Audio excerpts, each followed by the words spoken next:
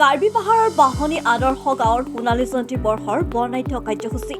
সেউজীয়া কাৰ্বি পাহাৰৰ সোণালী জয়ন্তী বৰ্ষ গৰকা এখনি কাৰ্বি গাঁও, নাম হৈছে বাহনী আদৰ্শ গাঁও।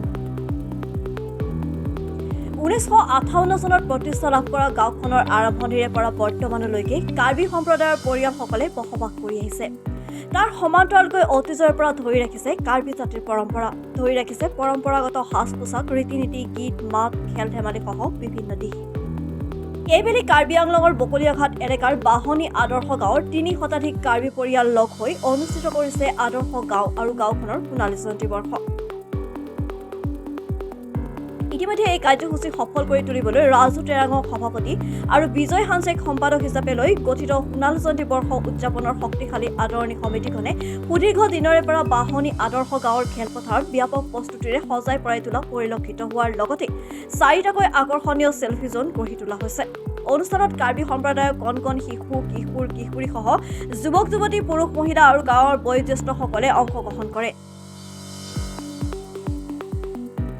উল্লেখযোগ্য যে অনুষ্ঠানৰ প্ৰথম দিনৰ কাৰ্যসূচীত কাৰ্বি আংলং স্বায়ত্তশাসিত পৰিষদৰ কাৰ্যবাহী সদস্য তথা লামফেৰ পৰিষদীয় সমষ্টিৰ জনপ্ৰতিনিধি মধুৰাম লেকথেৰ লগতে কেইবাগৰাকী গণ্যমান্য ব্যক্তিয়ে অংশগ্ৰহণ কৰি কাৰ্যসূচীৰ সুস্থক বৃদ্ধি কৰে।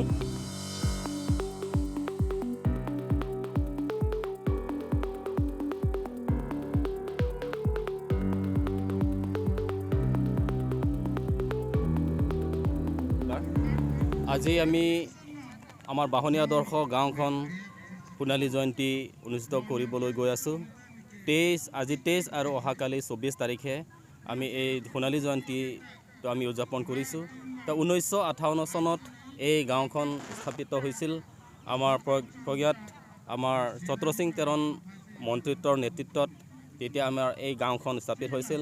তেতিয়া কমৈ ৰংহাং গাঁও, ফুকন ৰংপি গাঁও তথা ফাবিকেথে ৰংপি গাঁও, বংটক তেৰাং গাঁও, মেঘথে হানচে গাঁও, কানিয়া টিমুং গাঁও, নথং টিমুং গাঁও আৰু লাংহুত টংবি গাঁও, এই 8খন গাঁও মিলি এই গাঁওখন স্থাপিত হৈছিল।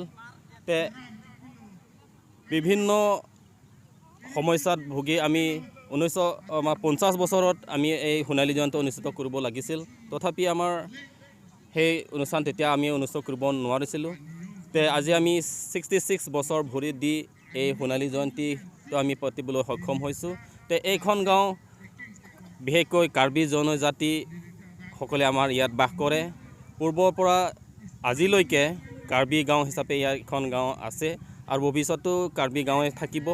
তে আজি আমি নিজকে অলপ গৌৰৱ অনুভৱ কৰিছোঁ যে আমি এই কাৰ্বি জনজাতি পিছপৰা জাতি হিচাপেও আজি আমি নিজকে অলপ আগুৱাব পাৰিছোঁ, এনেকুৱা অনুভৱ কৰিছোঁ। তে এই অনুষ্ঠানৰ যোগেদি আমি সকলো লাংফেৰবাসী ৰাইজ তথা অসমবাসী ৰাইজক আমি অনুৰোধ কৰিব বিচাৰিছোঁ যে আমাৰ জাতীয় যিটো পৰম্পৰা, গীত নৃত্য, সেই পৰম্পৰাখিনি আমাক যাতে জীৱিত ৰাখিবলৈ তেখেতসকলে আমাক সহায় সহযোগিতা আগবঢ়ায়, তাকে কামনা কৰিলোঁ। ধন্যবাদ। 300টা পৰিয়াল আছে। তে এই 300টা পৰিয়ালৰ ভিতৰত বিশেষকৈ শিক্ষা দীক্ষাৰ ক্ষেত্ৰত অলপ আগবাঢ়িছে। বিশেষকৈ PHC পাছ কৰা বা ডক্টৰ স্পেচিয়েলিষ্ট হোৱা, ইঞ্জিনিয়াৰ, তেনেকুৱা বিভিন্ন ক্ষেত্ৰত অফিচাৰ হোৱা, প্ৰফেচাৰ হোৱা বহুত ক্ষেত্ৰত আগবাঢ়িছে। সেইকাৰণে আমি নিজকে অলপ গৌৰৱ অনুভৱ কৰিছোঁ।